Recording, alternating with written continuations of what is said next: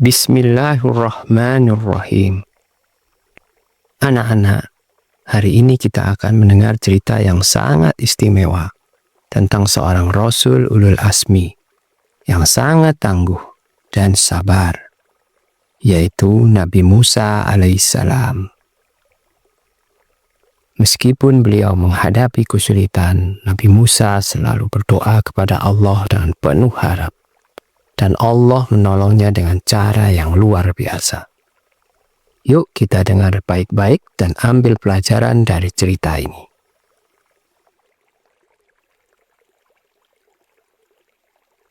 Pada zaman dahulu, ada seorang raja yang sangat jahat bernama Fir'aun.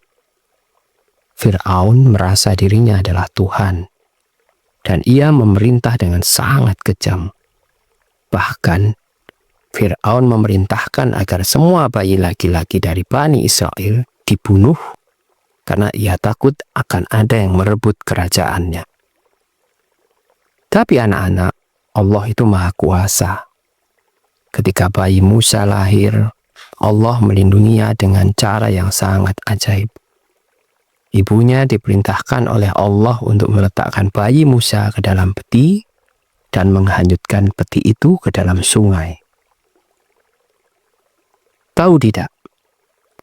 Peti itu tidak tenggelam ternyata. Malah peti itu sampai ke dalam istana Fir'aun. Dan di sana, istri Fir'aun menemukan bayi itu. Istri Fir'aun tersebut bernama Asia. Dan dia sangat menyayanginya. Asia berkata, "Akan aku rawat bayi ini. Akan aku besarkan bayi ini." Subhanallah, Allah menjaga Musa kecil meskipun di tengah kekejaman Fir'aun. Saat Musa beranjak dewasa, ia mulai menyadari bahwa ia ternyata berasal dari Bani Israel, yang selama ini dianiaya oleh Fir'aun. Suatu hari, Musa melihat ada seorang tentara Fir'aun yang bertengkar dengan seorang Bani Israel. Musa ingin membantu, tapi tanpa sengaja ia memukul tentara Fir'aun itu hingga meninggal. Musa sangat menyesal, takut dan bingung. Beliau berdoa kepada Allah untuk menerima ampunan dan perlindungan, mengakui kesalahannya dan merendahkan diri di hadapannya. Dalam doa beliau, Musa berkata, "Ya Allah, aku telah menzalimi diriku sendiri, maka ampunilah aku."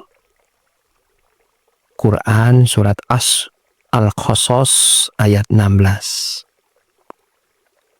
Allah pun menerima doa Musa, mengampuni kesalahannya. Namun akibat peristiwa ini, Fir'aun menjadi sangat marah.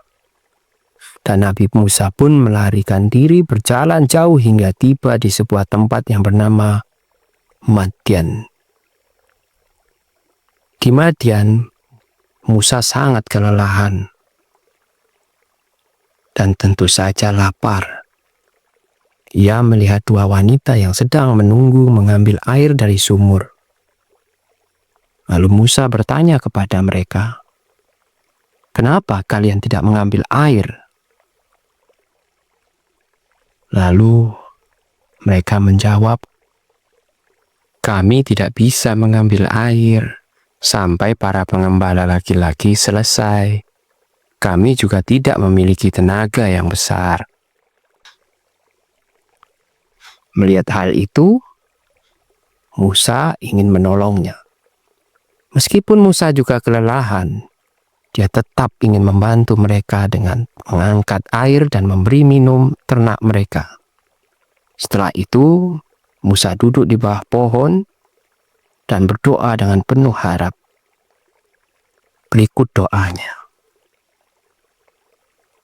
"Ya Allah, aku sangat membutuhkan segala kebaikan yang Engkau turunkan kepadaku."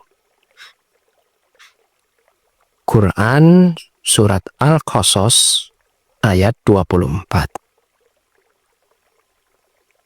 Anak-anak, apa yang bisa kita pelajari dari doa Musa? Musa merasa sangat butuh kepada Allah. Ia tidak punya apa-apa, tapi ia yakin Allah pasti menolongnya. Tak lama setelah itu, salah satu wanita yang ia bantu telah menghampirinya kembali. Ia berkata, "Tuan, ayah kami ingin bertemu denganmu untuk mengucapkan terima kasih."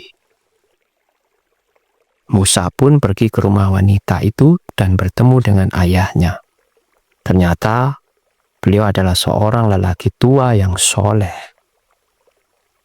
Ayah wanita itu berkata,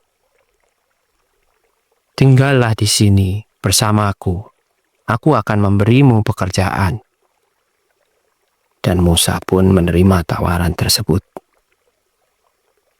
Dengan berjalannya waktu, beliau juga menikahkan Musa dengan salah satu putrinya. Subhanallah. Dalam waktu singkat, Musa mendapatkan tempat tinggal yang aman, pekerjaan, dan keluarga yang baik. Semua itu terjadi karena doa Musa yang penuh harap kepada Allah. Setelah bertahun-tahun tinggal di Madian, Nabi Musa dipanggil oleh Allah untuk menjadi seorang rasul. Allah memberinya mukjizat, tongkat yang bisa menjadi ular, dan tangan yang bisa bercahaya. Dengan mukjizat ini, Nabi Musa kembali ke Mesir untuk melawan kezaliman Fir'aun. Dan apa yang terjadi, adik-adik? Allah memberikan kemenangan luar biasa kepada Nabi Musa. Apa aja? 1. Laut terbelah ketika Nabi Musa dan Bani Israel dikejar oleh Fir'aun. 2. Fir'aun dan pasukannya ditenggelamkan di Laut Merah. 3. Nabi Musa memimpin Bani Israel menuju kebebasan, tidak lagi diperbudak. Berikut dalilnya. Maka kami wahyukan kepada Musa, pukullah lautan itu dengan tongkatmu. Maka terbelahlah lautan itu, dan setiap belahan seperti gunung yang besar. Dan kami dekatkan golongan yang lain, Fir'aun, ke sana. Dan kami selamatkan Musa dan orang-orang yang bersamanya semuanya. Kemudian kami tenggelamkan golongan yang lain, yaitu Fir'aun dan tentaranya. Quran Surat Asy-Syu'ara ayat 63 sampai 66.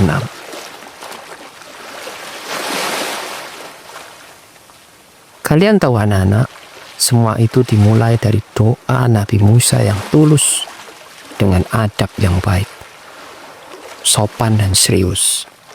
Karena doa itu Allah memberinya kekuatan, keberanian, dan kemenangan yang besar.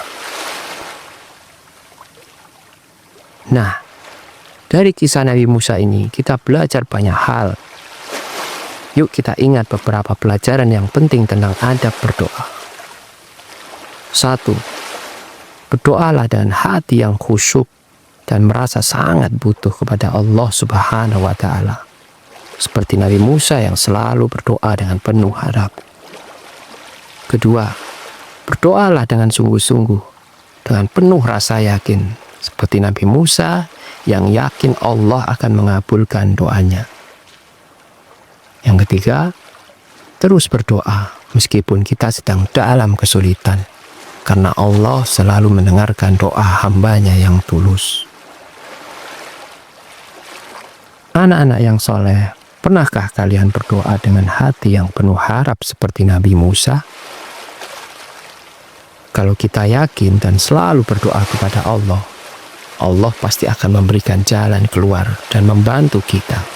Insya Allah. Rasulullah Sallallahu Alaihi Wasallam Muhammad pernah bersabda, berdoalah kepada Allah dengan penuh keyakinan akan dikabulkan, karena Allah tidak akan mengabulkan doa dari hati yang lalai.